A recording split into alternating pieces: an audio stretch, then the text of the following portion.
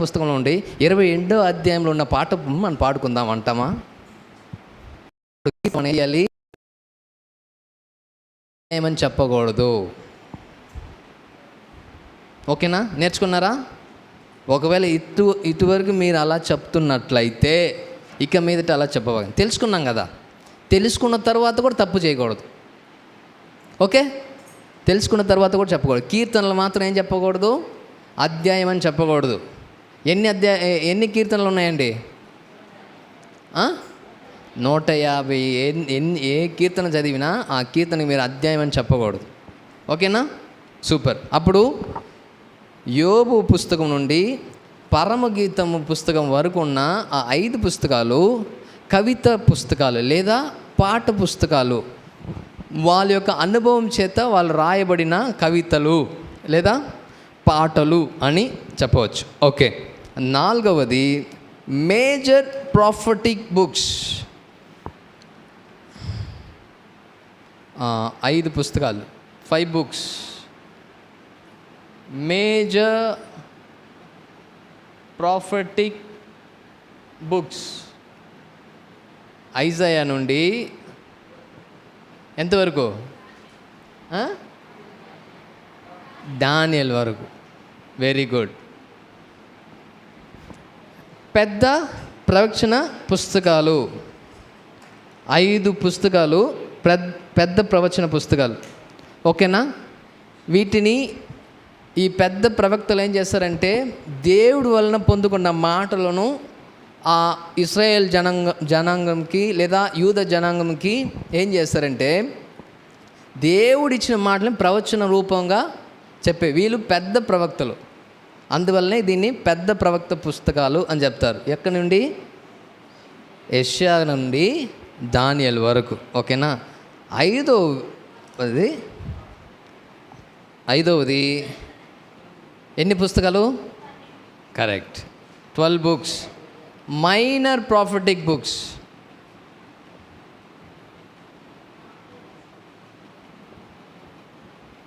ఎక్కడి నుండి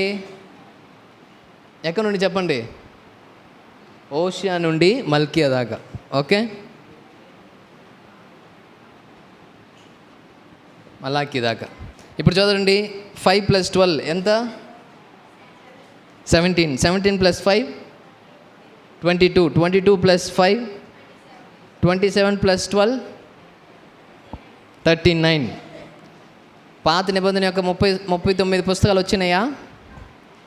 అప్పుడు మనం గమనించండి. ఇప్పుడు మీకు ఇక్కడ పాస్టర్ గారు ఉండి మీకు ఏదో ఒక పరిశుద్ధ లేఖనంలో నుండి యెహోషువ పుస్తకం 1వ అధ్యాయం 5వ వచనం అంటే మన గుర్తుకు ఎలా వెళ్ళిపోవాలంటే, చరిత్ర పుస్తకంలో దాని చరిత్ర గురించి పాస్టర్ గారు ఏదో చెప్పబోతున్నాడు అన్న అవగాహన రావాలి, అండర్స్టాండింగ్ రావాలి. ఈ బేసిక్ అండర్స్టాండింగ్ మనం తెలుసుకుంటేనే చాలా సులువు అయిపోతుంది. ఇప్పుడు ఏమైపోద్దంటే మనము యెహోషువ పుస్తకం అంటే ఫస్ట్ 5 బుక్స్లో మనం ఎతుకులాడం. కరెక్టా? ఆ పంచకాండంలో మనం ఎతుకులాడం. అటు తర్వాత ప్రవచన పుస్తకంలో ఎతుకులాడం, మనము కవిత పుస్తకాల్లో ఎతుకులాడము, చరిత్ర పుస్తకాల్లోనే ఎతుకులాడతాం. తెలిసిపోతుంది ఎక్కడ ఉంది అని తెలిసిపోద్ది. ఆ యొక్క సిచ్యువేషన్ ఏందనేది తెలిసిపోతుంది. ఇది తెలియక చాలామంది ఏం చేస్తున్నారంటే పాపం ఇప్పుడు పిల్లలు కూడా నేను చెప్పినప్పుడు రెఫరెన్స్ ఇండెక్స్ చూసి ఆ పుస్తకం ఎలా ఉందో ఎక్కడుందో చూసి తీస్తున్నారు. ఇది మనం ఇప్పుడు నుండే మీరు ప్రాక్టీస్ చేసుకుంటే ఇప్పుడు నుండి ఆ పుస్తకాలు దేని తర్వాత ఏది ఉందని తెలుసుకుంటే ఇప్పుడే కంఠస్థం చేసుకోండి. మీరు ఆదికాండం నుండి ప్రకటన వరకు లేదా ఫస్ట్ ఆదికాండం నుండి మలాకి వరకు మీరు ఏం చేయాలి? కంఠస్థం చేసుకోండి. 39 పుస్తకాలు మనం కంఠస్థం చేయగలమా? చేయని కుదరదా? ఈజీయే కదా, చాలా ఈజీయే కదా. ఎన్నైనో మనపాడాలి. నేను చెప్పాను కదా, కాన్షియస్ లెర్నింగ్, అన్కాన్షియస్ లెర్నింగ్ చెప్పానా? కాన్షియస్ లెర్నింగ్ అంటే ఇది మిమ్మల్ని కూర్చోబెట్టి బోర్డులో రాపిచ్చి ఇది రాచుకోండి అని చెప్పేది. అన్కాన్షియస్ లెర్నింగ్ అంటే ఎవరు నేర్పించకుండా అదే వెళ్ళిపోవటం. సినిమా పాటలు వెళ్ళిపోతున్నట్టు లోపలికి. సినిమా పాటలు ఎవరైనా మీకు కూర్చోబెట్టి క్లాస్ నేర్పిస్తున్నారా బ్రదర్? అయితే ఇప్పుడు లేటెస్ట్గా వచ్చిన ఏదో ఒక పాట ఎవరు చెప్పకపోయినా అక్కడ పోతుంటే ఇక్కడ మనం పాడేస్తాం. ఎక్కడో వినిపిస్తుంది, మనం ఇక్కడ పాడేస్తాం. అది అన్కాన్షియస్ లెర్నింగ్. అర్థమవుతుందా? మీకు సరేనా? చరిత్ర పుస్తకాలు అన్నది మనము ఇప్పుడు ఈ నిర్మాణం మనకి తెలుసుకోవాలి. ఈ యొక్క బైబిల్ నిర్మాణం, పాత నిబంధన యొక్క నిర్మాణం, బైబిల్ పాత నిబంధన ఎందుకు మనం చదవాలి? చాలామంది అంటారు మనం నూతన నిబంధనకి చెందిన వారము, మనం నూతన సంఘంలో ఉన్న వారము, మనం ఎందుకు పాత నిబంధనలు చదవాలి అన్న మరి చాలామంది క్వశ్చన్ అడుగుతారు. ఎవరైనా మిమ్మల్ని అడిగారా? ఎవరైనా బైబిల్ చదవమన్నా కూడా ఏం చెప్తారంటే నూతన నిబంధన చదవండి అంటారు. చదవటం తప్పు కాదు, కానీ ఆ పాత నిబంధనలో ఉన్న ఆ చరిత్ర ఏందనేది తెలుసుకోవటం చాలా ప్రాముఖ్యం. మీకు ముఖ్యమైన ఒక బేసిక్ థింగ్స్ చెప్పిన, ఈ ఫస్ట్ 5 బుక్స్ ఉన్నాయి కదా, ఈ పంచకాండం ఉంది కదా, ఈ పంచకాండము అర్థం చేసుకోకుండా బైబిల్లో ఏది అర్థమే కాదు. ఈ పంచకాండంలో అండర్స్టాండింగ్ చేసుకుంటేనే బైబిల్లో ఉన్న మిగతా అన్ని పుస్తకాలు లేదా అన్ని కార్యములు మనకి అర్థమవుతుంది. ఎందుకంటే వీటిలోనే అన్ని యొక్క ప్రారంభం. జెనీసస్ అంటే బిగినింగ్ ఆఫ్ ఆల్. అన్నిటి యొక్క ప్రారంభం ఏదంటే ఆది కాండమే. ఏదైనా చూడండి, ఏది ఏ కార్యమైనా సరే, ఏ యొక్క విషయమైనా సరే ప్రారంభం ఎక్కడ మనం చూడొచ్చు అంటే ఆది కాండంలో చూడొచ్చు. Beginning for all. అన్నిటి యొక్క ప్రారంభం ఎక్కడ ఉందండి? ఆది కాండంలో ఉంది. సరేనా? మనిషి యొక్క ప్రారంభం అక్కడే. ఓకేనా? లోకం యొక్క ప్రారంభం అక్కడే, సమస్తం యొక్క ప్రారంభము అక్కడే, ఆది కాండంలో. అప్పుడు ఆది కాండం చదవకుండా మిగతా బైబిల్ అన్నీ చదివినా కూడా చాలా మనకి అంతవరకు అర్థం అవ్వదు. ఏదో కథ పుస్తకంలాగా మనం చదువుకొని వెళ్ళిపోవచ్చే తప్ప డీప్గా మనము దాన్ని నేర్చుకోలేము. దానివల్లే దయచేసి ఫస్ట్ ఈ 5 బుక్స్ మనం తెలుసుకోకపోతే మొత్తానికి ఈ పాత నిబంధన తెలుసుకోకుండా మనం నూతన నిబంధనలకు వెళ్ళిపోతే చాలా కష్టమైపోతుంది. అందువలన మీరు దయచేసి ఫస్ట్ ఈ రిఫరెన్స్ నేర్చుకోండి. ఆది కాండం నుండి మలాకి వరకు ఉన్న ఆ బుక్స్ పేర్స్ నేర్చుకోండి. ఆ తర్వాత ఒక్కొక్క బుక్లో ఎన్నెన్ని అధ్యాయాలు ఉన్నాయని నేర్చుకోండి. వీలు పడితే ఎక్స్ట్రాగా ఎన్ని వచనాలు ఉన్నాయని నేర్చుకోండి. చాలా ఆశీర్వాదకరంగా ఉంటుంది. ఆ తర్వాత మీరు నేర్పిస్తున్నప్పుడు నేను ఇంకా రానున్న క్లాసులలో మీకు ఒక్కొక్క పుస్తకంలోకి వెళ్ళిపోతాను. ఆ పుస్తకం రాసిన వారు ఎవరు, ఏ కాలంలో రాయబడింది, ఆ పుస్తకంలో ఉన్న ప్రాముఖ్యమైన విషయాలు ఏంటనేది చాలా మనము లోతుగా మనం వెళ్ళిపోతూ ఉంటాం. సరేనా? వెళ్ళిపోతున్నప్పుడు చాలా మీరు వచ్చి ఏం నేర్చుకోవచ్చు అంటే బైబిల్ యొక్క ఇన్ఫర్మేషన్ నేర్చుకోవచ్చు. దయచేసి ఇక్కడ నేర్చుకునే వాటిని మీ ఇంటికి వెళ్ళిన తర్వాత ఒక రీక్యాప్ చేయండి. వీలైనంత వరకు పాటించడానికి ప్రయత్నం చేయండి. ఓకేనా తమ్ముడు? ఓకేనా? రాయాలి. మీరు ఇప్పుడు ఏం చేయాలంటే ఈరోజు వెళ్ళిన వెంటనే, మనం ఇంటికి వెళ్ళిన వెంటనే ఏం చేస్తారంటే ఆది కాండము నుండి మలాకి వరకు రాయండి. 10 times రాయండి. రాయి తలిగిపోతే కంఠస్థం చేయండి. రాస్తూనే ఏం చేయాలి? ఉచ్చరిస్తూ కంఠస్థం పెట్టండి. దానివల్ల మనకి చాలా ఆశీర్వాదకరం, చాలా ఉపయోగకరం మనకి. ఇది మీరు వేరే వాటిని మీరు స్కూల్ స్టడీస్ని అంతా ఖచ్చితంగా చేయండి. దాన్ని ఏమి బ్రేక్ చేయబాకండి. అది చాలా ప్రాముఖ్యం. ఓకేనా? దీన్ని చదువుతా ఒక పాస్టర్ వచ్చాడు చెన్నై నుంచి, దీన్ని చదవమని చెప్పాడు, అందువల్ల నేను వచ్చి దీన్ని చదివి నా స్కూల్ పోర్షన్ వదిలేసాడని ఫెయిల్ అయ్యారని నా మీద వేసేయబాకండి దయచేసి. ఓకేనా? అది కూడా ప్రాముఖ్యమే. దానికైనా చాలా ప్రాముఖ్యం మన ఈ పరిశుద్ధ లేఖనం. అది మన జీవితంలో మన జీవితాన్ని మార్చేసే మాటలు, మన జీవితాన్ని మార్చేసే ఒక గ్రంథం ఏదంటే మన పరిశుద్ధ గ్రంథం. ఏ సందర్భంలోనైనా మనతో కూడా మాట్లాడే ఒక లేఖన భాగం ఏంటంటే ఈ పరిశుద్ధ గ్రంథం. మనం ఎలా ఏ సిచ్యువేషన్ మొన్న కూడా నేను చదువుతున్నప్పుడు నా యొక్క పరిస్థితికి తగినట్లుగా నేను ఆ బైబిల్ నేను చదువుతున్నప్పుడు నాకు ఆశీర్వాదకరంగా, నాకు చాలా ఏం చెప్పాలి ఆదరణగా ఉండింది. నాకు ఆ పరిశుద్ధ గ్రంథంకి ఉన్న స్పెషల్ అది.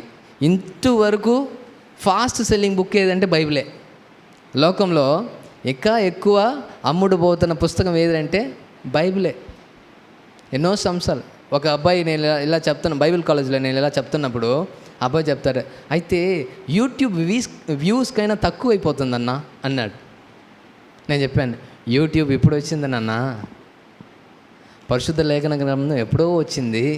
అయితే ఇప్పుడు వరకు కూడా అది ఫస్ట్ ప్లేస్లో ఉందే కదా. హల్లెలూయా.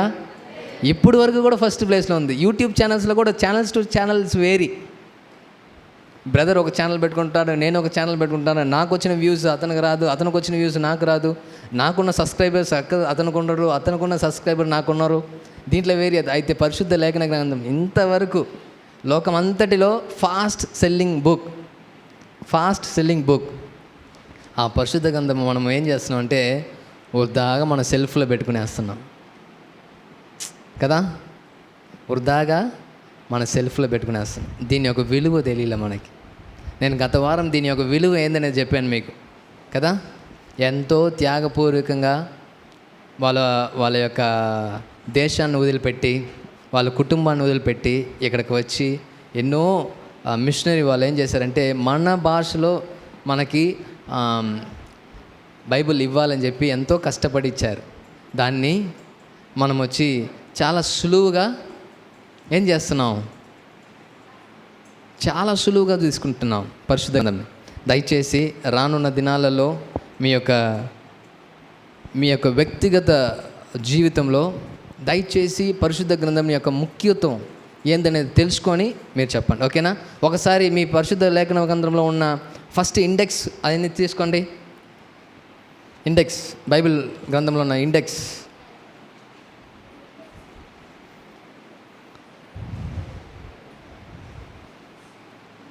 ఇండెక్స్ తీసుకున్నారా? ఇండెక్స్ నేను చెప్తున్నప్పుడు అందరూ కలిసి ఒకటిగా పాత నిబంధన మాత్రం చదవాలి, ఓకే. ఆదికాండము, నిర్గమకాండము అలా చదవాలి. అందరూ తీసుకోండి, చిన్నపిల్లలైనా కూడా చదవాలి, పర్లేదు. చేతులు తీసుకోండి, బైబిల్ అందరూ చేతులు తీసుకోండి, కింద పెట్టొద్దు, చేతులు తీసుకోండి, ఓకే. రెడీ? 3, 2, 1 గో. ఆదికాండము. అందరూ గట్టిగా చదవాలి.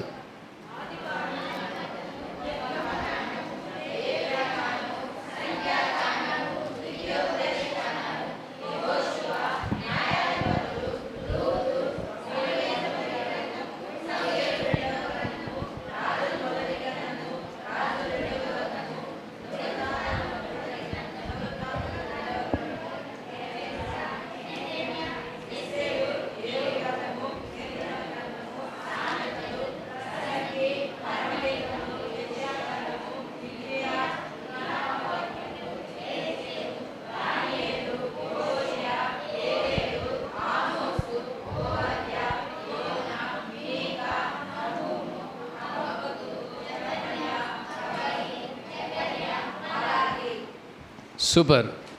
ఇప్పుడు నేను ఎందుకు ఇది చదవమన్నానంటే చాలామందికి బైబిల్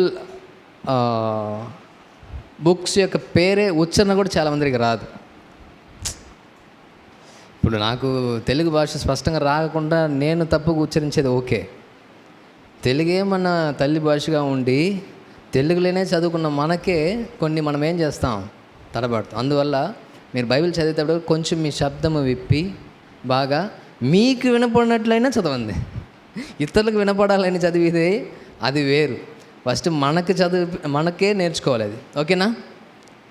ఎవరైతే ఈ దినం నుండి నేను ప్రతిదినము బైబిల్ చదువుతానని తీర్మానం చేస్తారు? అరే నేనేంది మీ ఆస్తిని అడిగానా? నేను మీ ఆస్తిని అడిగానా?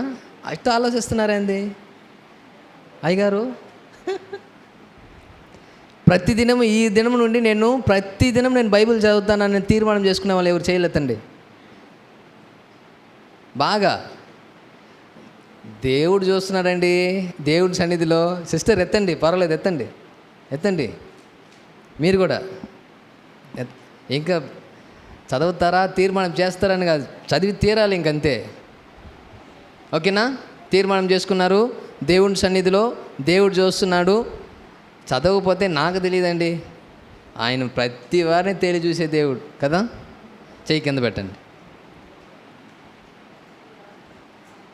మనము బైబిల్ చదవటానికి మనము సమయం ఇవ్వకపోతే వేరే దేనికి సమయం ఇచ్చి మన జీవితంలో ఏం సంపాదించబోతున్నాం చెప్పండి. అదే దయచేసి నిద్ర లెగిసిన వెంటనే అది చేయటానికి మీరు ఓకేనా. ఒకే ఒక వచనం చెప్తాను, అది మాత్రం మీరు రాసుకోండి. 2 తిమోతి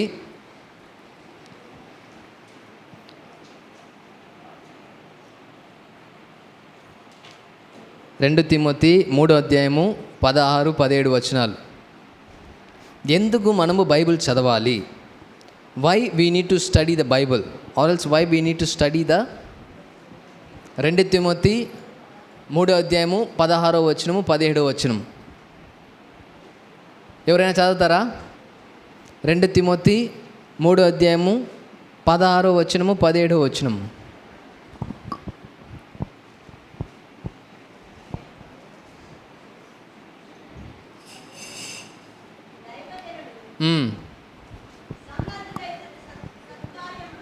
దైవజనుడు అంటే మనమే, దైవ జనాంగమైన మనమే.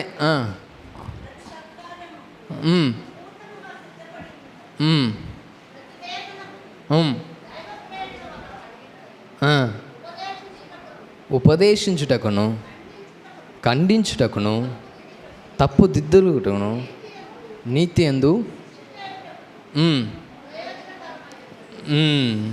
చూడండి, ఇవన్నీ చదువుతున్న వలన ఫస్ట్ మనకి పరిశుద్ధ గ్రంథం ఎలా వచ్చిందంటే దైవానుసారంగా దేవుని ఆత్మచేత మనకి ఇవ్వబడిన మాటలు.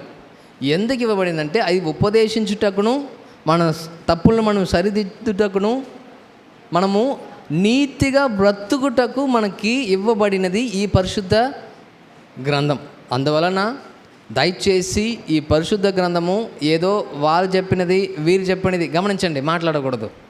వారు చెప్పింది వీరు చెప్పింది అని చెప్పకుండా పరిశుద్ధాత్మ దేవుడు మనకి ఇవ్వబడిన పరిశుద్ధాత్ముడు పరిశుద్ధుల చేత రాయబడినది ఈ లేఖన భాగము అన్నది మర్చిపోకూడదు. అటు తర్వాత ఈ పరిశుద్ధ మాటలు మనల్ని ఉపదేశించుటకును, మనల్ని ఖండించుటకును, మన తప్పులను సరిచేయుటకును మనకి ఇవ్వబడింది అన్నది మనం చెప్పాలి. ఓకేనా? దయచేసి ప్రతిదినము చదవండి. ఓకేనా? ప్రతిదినము చదివితే మన జీవితంలో గొప్ప ఆశీర్వాదాలు మనము పొందుకోగలం. ఈ దినము క్లాస్ ఎంతమందికి ఆశీర్వాదకరంగా ఉండింది? 4 అవుతుంది. అర్థమైందా? క్లాస్ అర్థమైందా? ఇక మీదట మనం కొంచెం ఏం చేస్తామంటే ఆది కాండంలో నుండి లోపలికి వెళ్ళిపోతాం. ఎన్ని గంటలకండి మన క్లాస్? మేము వచ్చినప్పుడే 2:10 ఐ థింక్ 2:10 పాపం మీ పిల్లలు మాత్రం ఉన్నారు. ఇటు సైడు లేడీస్ అంతా పాపం ఆయన చంద్రబాబు నాయుడు గారితో ఏదో మీటింగ్ ఉన్నట్టుంది, వాళ్ళు రాలేరు కదా. దయచేసి 2 o'clock వస్తే ఒక 2 పాటలు పాడుకొని మనము స్టడీకి ఎక్కువ టైం ఇద్దాం. మనం ఓకేనా? స్టడీకి ఎక్కువ టైం ఇస్తే బైబిల్ స్టడీ అంటే బైబిల్.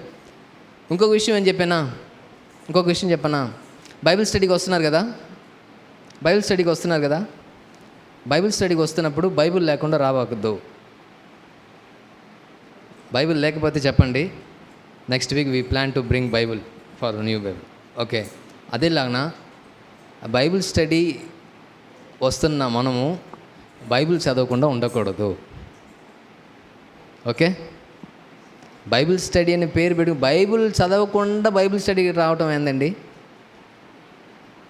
తప్పు కదా.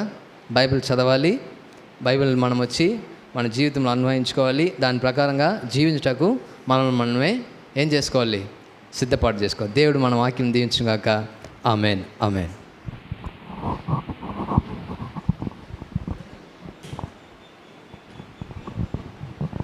Praise the Lord. హల్లెలూయా, హల్లెలూయా, హల్లెలూయా. దేవునికి మహిమ కలుగును. దయచేసి గత మాసం కూడా మిమ్మల్ని ప్రేమపూర్వకంగా చెప్పాం. ఈ రోజున హెచ్చరికపూర్వకంగా చెప్తున్నాం.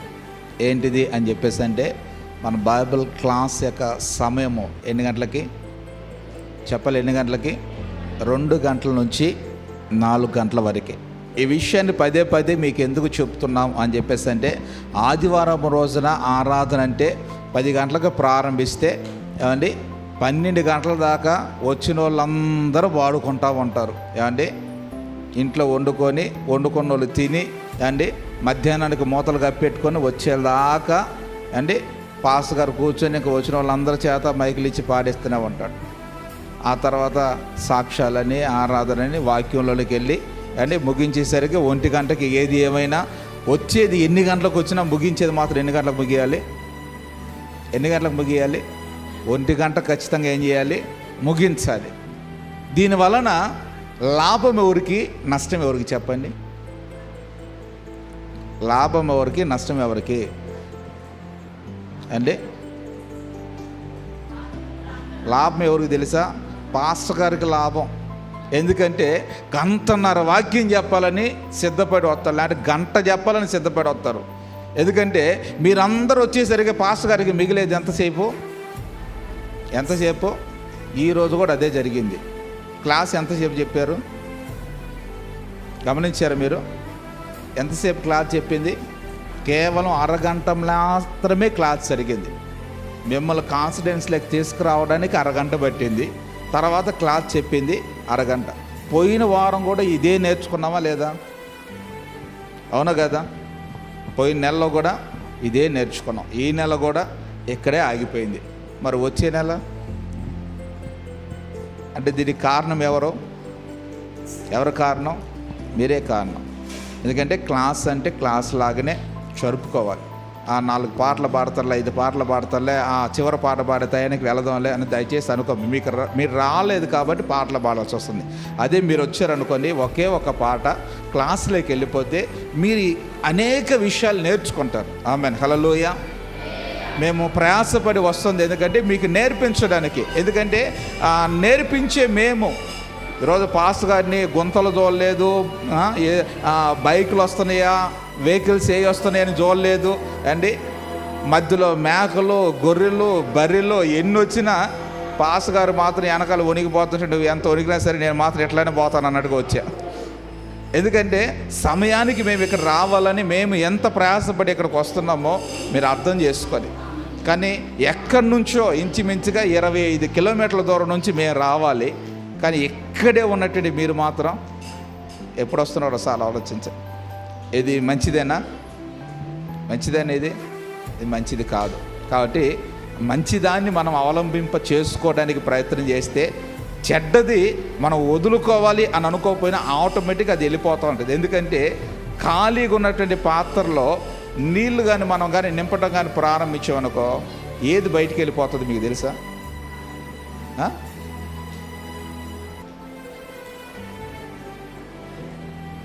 వాటర్ బాటిల్ ఖాళీగా ఉంది, దీంట్లో నేను నీళ్ళు పోస్తున్నాను.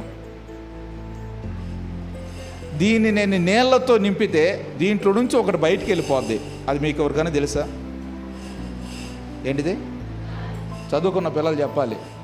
ఖాళీగా ఉన్న దాంట్లో ఏముంటుంది?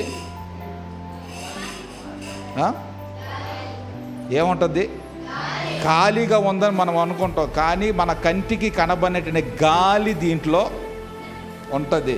అంటే మాట ఎన్నోళ్ళు అంటారు ఈడొత్త గాలోడు రాని ఏమంటారు? మాట ఎన్నోళ్ళు ఏమంటారు? గాలి అంటే సుడిగాలి ఉంది అంది. దురాత్మను కూడా ఏమంటారు? అది ఇది గాలి పెట్టినట్టు అందరూ అంటారు.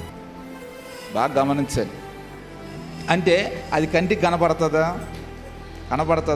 కనబడదు. బాగా గమనించాలి. అంటే మంచిని మనం ఎప్పుడైతే మనలో నింపుకుంటూ ఉంటామో మనలో ఉండేటువంటి గాలి ఆటోమేటిక్గా మనం అని మనం చెప్పాల్సిన అవసరం లేదు. అదే ఏమైపోతుంది, మనం పట్టుకున్న పొరపాటును కూడా ఉండదు, వెళ్ళిపోతూ ఉంటుంది. కాబట్టి బైబిల్ స్టడీని కాస్త శ్రద్ధగా మీరు గమనించి వచ్చి ఈ మంచి విషయాలను మీ హృదయంలో మీరు కానీ నింపుకున్నారనుకో మీలో ఉన్న గాలి శాస్త్రాలను ఏమైపోతాయి? చెప్పాలి, ఏమైపోతాయి? ఆటోమేటిక్గా మీరు పట్టుకున్న యాగం. ఎందుకంటే గాలిని ఎవరైనా పట్టుకుంటారా?